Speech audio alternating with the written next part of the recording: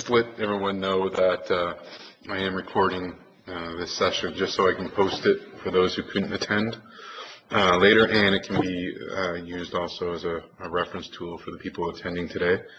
Hopefully in the next 20 to 25 minutes, I'm just going to go over an example of a type of digital storytelling, in particular one that I did with my grade 5 students a couple of years ago. That's actually a really great tip, David. Thank you.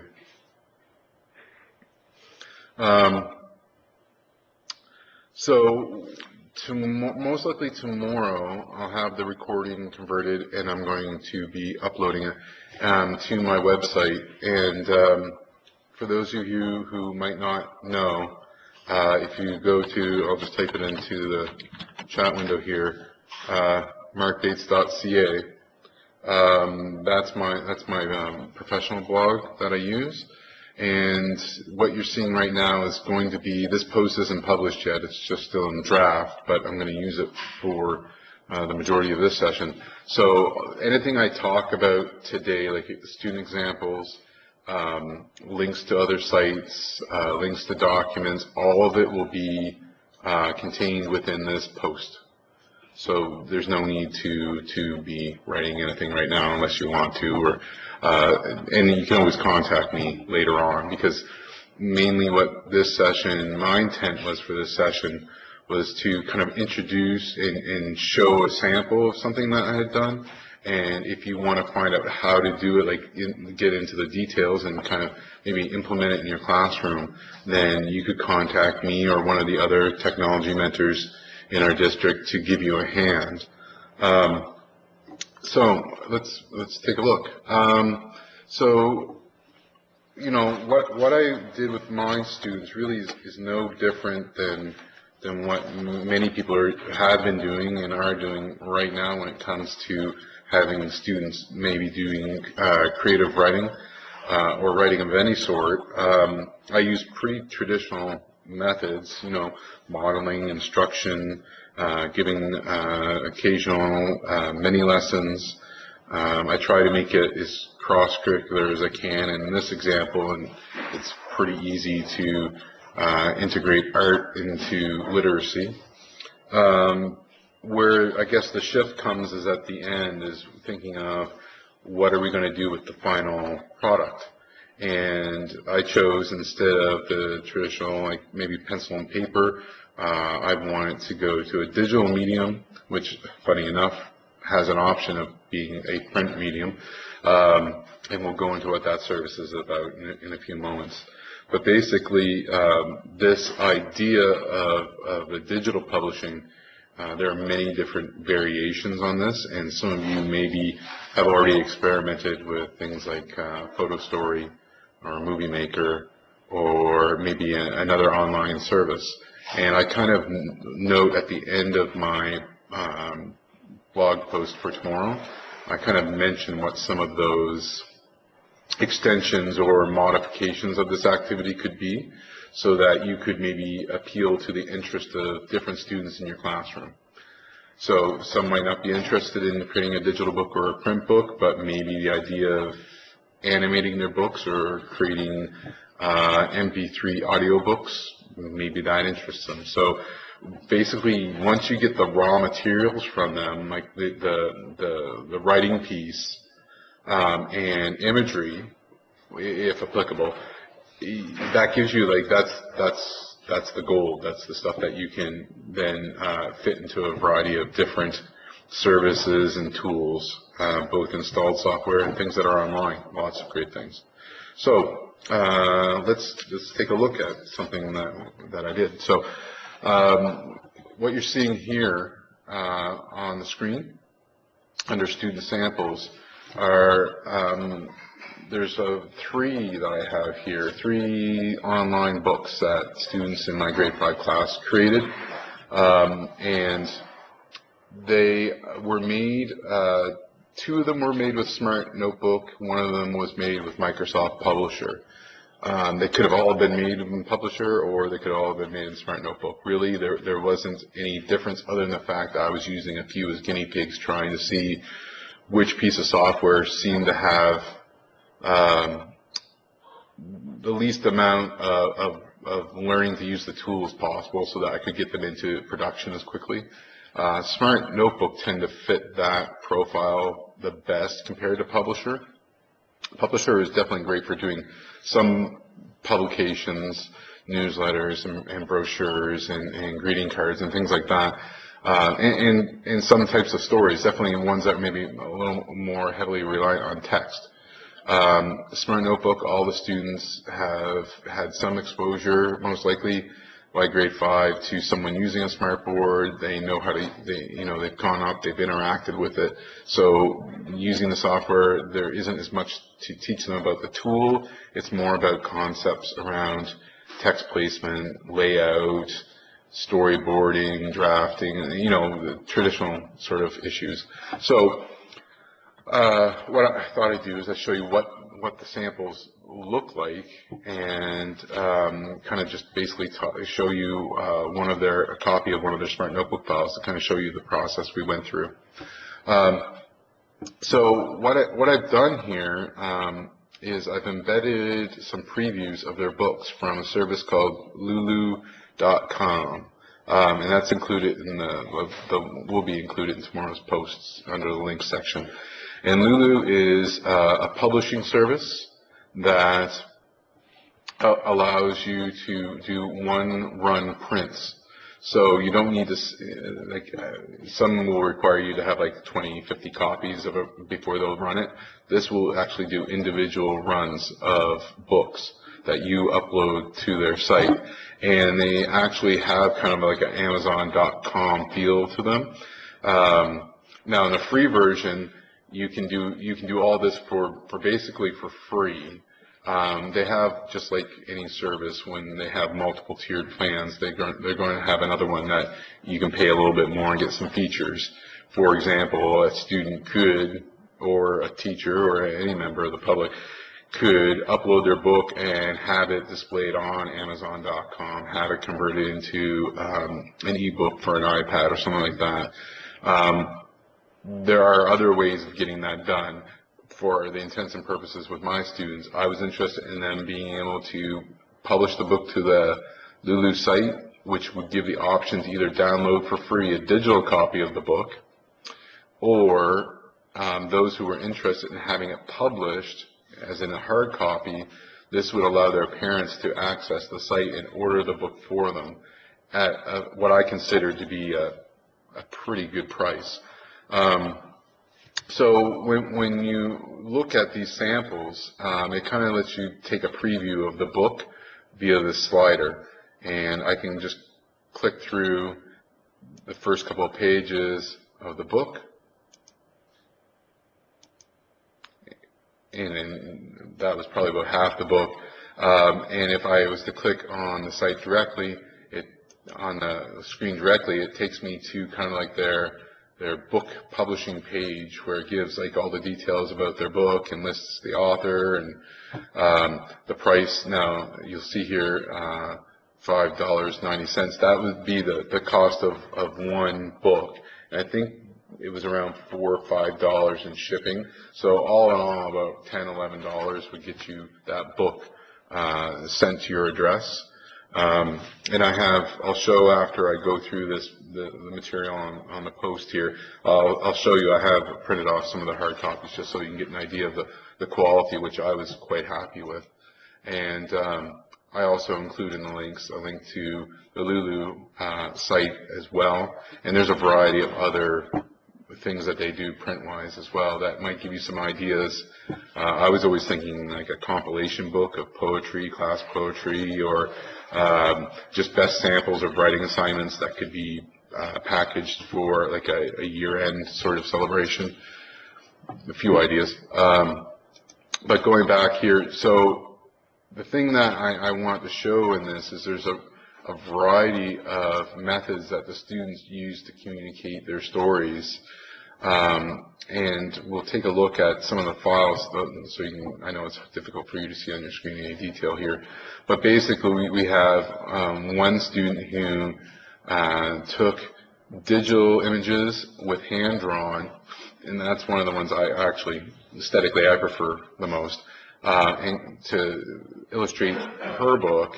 Another student took images from the web and manipulated those images with digital backgrounds to create her artwork. And then another student went totally with hand-drawn imagery, which was then imported in the Smart Notebook.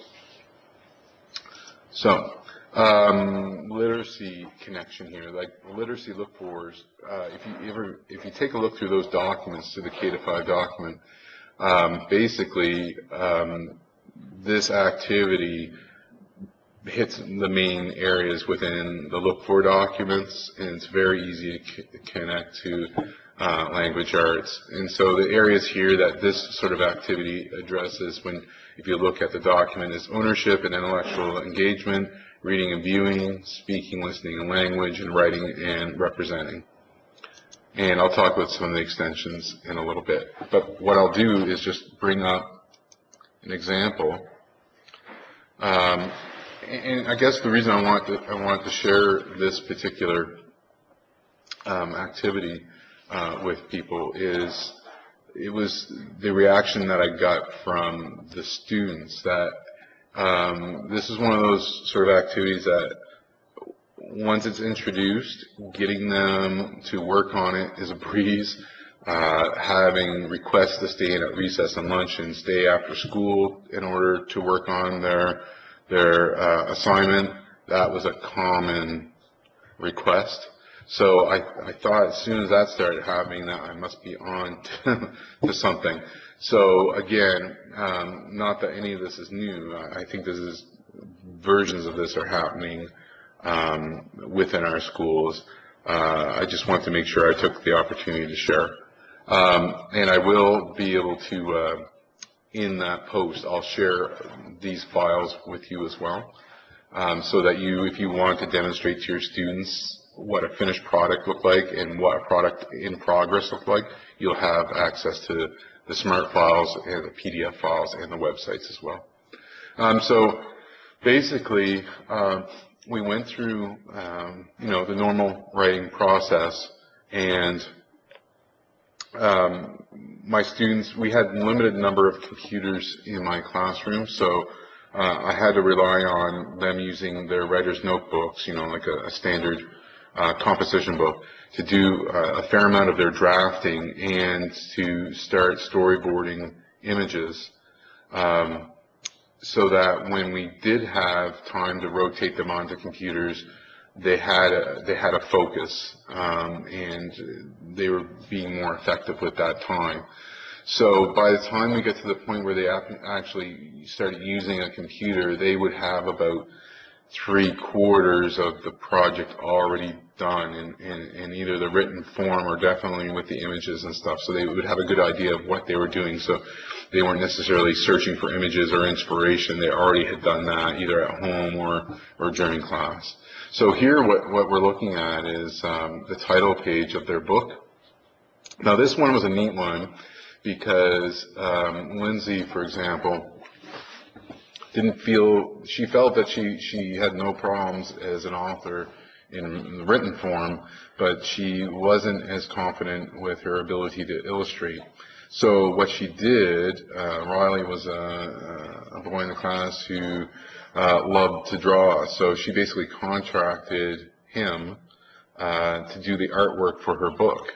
So anything that is hand-drawn in the book was done by Riley, all the story and text, and the screen manipulation was all done by Lindsay. The funny thing is that by the end of end of her project, Lindsay could demonstrate that she had an understanding of art and was able to manipulate and really do some nice, interesting work with image manipulation to create art based upon someone else's. So I thought that was kind of interesting to see that learning process. So what you can see here is, for those of you who have worked with Smart Notebook, These are just some images that the students drew in from the gallery. And again, a combination of more abstract clip art with more photorealism. They added in titles with text boxes, and this is a picture, and this is kind of one of the ideas that we had come up with, is this is one of the hand-drawn images that Riley did and colored. And what we did is we took, at the time I had a smart document camera, and we took a picture of it, and then used the camera tool. See if it'll pop up here. I'm sorry, my computer's been super slow today. And we took a picture of it, and then we would take the camera tool, and we would take this one here where it allows you to basically freehand cut out an object. So once you click on it, he was able to go to the board with his finger and trace around the image and cut it out from the original one with the paper background and everything, just so we could get the transparency effect happening in the background. And that was one way that he started to incorporate the handwritten art. And then he understood, and Lindsay understood, that they could manipulate that image to give it the perception that it was further up in the sky by making it smaller. The neat thing about doing stories, once you have the written text, is the artwork, which students would have had to have, traditionally with paper, redrawn images several times throughout the story. With the digital images, you're just copying and pasting and manipulating the image. So again, once they have everything planned out on paper, coming to the computer, it actually doesn't take that much time. And we would discuss in mini lessons and things some of these concepts. So as I click through, so basically you can see here that she used this starting page, she cloned it to make this page, deleted off the material she didn't want, added her text, and then came to the next page. Now on the next page, here we have an example again, some neat stuff there, like one, they took an image they already had on the front page of the tree, made it larger, they put a moon in the background, layered it in behind the tree, and these characters were actually almost a page size, so when they brought them in, they shrank them down, put them down, and cut out each one of these individuals using the camera tool, and now you have separate characters that you can group together and manipulate to arrange for different scenes. So if we go down here, this was kind of a neat one too. They took those three characters that we saw on the last page, grouped them a little closer together, took a picture, took the camera tool, cut out the bottom part of the basket, removed it, put the kids in next, and then layered the basket over the top so the characters look like they were drawn as though they were in the bloom. And there's a couple examples in the project where they do that. I agree, Heidi. I thought that was kind of neat. And once they made that leap with the manipulation, they came up with a couple of neat ones, like this one here. This background they pulled out from the Three Bears storytelling, like the Fable section in the Smart Notebook Gallery. And they took their characters that were standing up, put them in bed so their heads were on the pillows, took a picture of the sheet that was on the bed and layered it on top to make it look like they were in bed. Took the picture of the girl, brought it up here, and put it over the face of one of the bears that was in the picture from the original photo, which I thought was kind of neat. We had some issues around trying to negotiate how much text to put on a page compared to the images and where the images were going to go. So that was kind of an ongoing process, conferencing between me and them, just getting them to look at certain books, seeing how the layout and how balance was achieved. So again, that would be an example, and then at the end of this, what we would have done is exported these pages out as pictures or as a PDF file, but I think we had done them as pictures. So this exports every page out as a photo, and then that's how we uploaded them to lulu.com. Now, a different example would be Danny the Dragon, and Danny the Dragon was done in Microsoft Publisher. The same sort of idea. We basically set up a template for her to use, and it was taking the text that she had typed out in Microsoft Word, and that's something else. I wouldn't have the students do their typing directly in the Smart Notebook, just because that's not a great, especially if they only have access to the board, and if it's your computer, just using the virtual typewriter doesn't make sense. So having them use Word, using some of its spell check features and thesaurus and grammar checker and those tools, and getting that document all ready and then copying and pasting it into the Smart product, I would suggest probably even the same with Publisher. But basically what we did is we just took screenshots using a document camera. You can use a web camera, you use a digital camera just to get the images, a scanner, same thing. And brought the images in, and we had to do some initial resizing, but after that it wasn't too bad. So she was targeting her book for, the K-2 level, and it just tells a story about a dragon who lost his treasure of candy. So that would be another example of, again, taking digital technology, incorporating what you do traditionally, pencil and paper. What I thought I'd do now, I know I'm running out of some time here, but I wanted to also show you what some of the hard copies look like. What I did with Danny the Dragon, that was kind of my first example, as when I got the idea to start doing these books, was that particular student didn't know I was going to make the book, and I didn't at the time even think when I started the project that it was going to go in that direction. So what I ended up doing was sending it to Lulu and having it published. And then one day when she came back from music class, I just had it laying on her desk because it was time for, SSR. And it was just, just to see what her reaction would be. It was about, I know Danny the Dragon, having that, it was about $7. The way Lulu.com works is all your downloads are free. To order a book, you pick what type of cover you want, soft, hard, how you want it stitched, stapled, saddle stitched, however, glued, and based on how many pages and if it's in color or not, it will calculate this is what it costs you to sell the book with no profit. And for these type of books, you're looking at between $5 and $7 to print one copy. It decreases in price with the more you order, but and it's about $4 or so shipping. So if you ordered a couple books at once, it combines shipping, so it's a little cheaper. But again, I purchased one for the library and one for that student just in that case because it was the first time. But I like the option of that the parents want to order it, or the kids, because it's online and it's like Amazon. Relatives, if they want to send the link to grandparents, they can order it. It's just another way for them to share. So what I'm going to do is I'm just turning on my web, and I'm just going to immediately take the view off my face. And so this is an example of, I'm going to turn it this way. There we go. And I'm just going to do set the autofocus here.